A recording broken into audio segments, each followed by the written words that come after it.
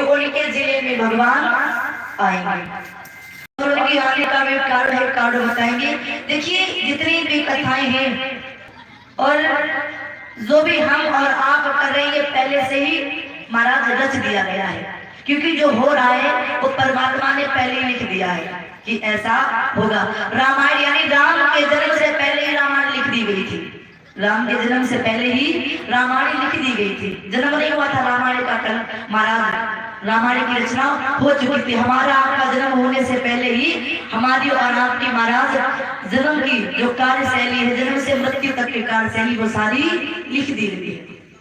तो भी भैया जी ने कहा था कि परीक्षक जी के बारे में बता देना। देखिए पहला कारण तो यह है कि परीक्षक कोई और नहीं बल्कि परमात्मा का ही अंश था। कैसे? जब महाराज महाभारत का युद्ध अंतिम चरण में था और अश्वत्थामा के द्वारा उत्तरा के ब्रह्मास्त्र जब मार दिया गया और जब वो ब्रह्मास्त्र उत्तरा के गर्भ में जाकर के लगा तो उत्तरा का गर्भ जलने लगा।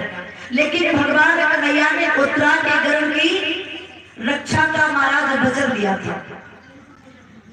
जब उत्तरा ने कहा कि मामा पांडवों का नाश होने वाला है, यानी पांडवों का विनाश हो चुका है, पांडवों के वंश को आगे चलाने वाला कोई नहीं है, कोई उत्तरा के गर्भ की रक्षा का वचन दे दिया।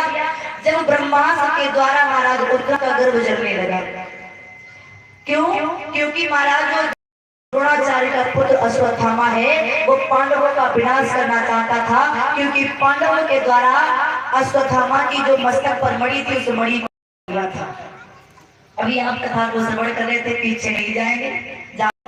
तो महाराज जब ब्रह्मास्त्र के द्वारा गर्भ जलने लगा तो उत्तरा रोने लगी, मामा को बुलाने लगी, मामा आपने वचन दिया है मेरे गर्भ की रक्षा करें। और जब भगवान ने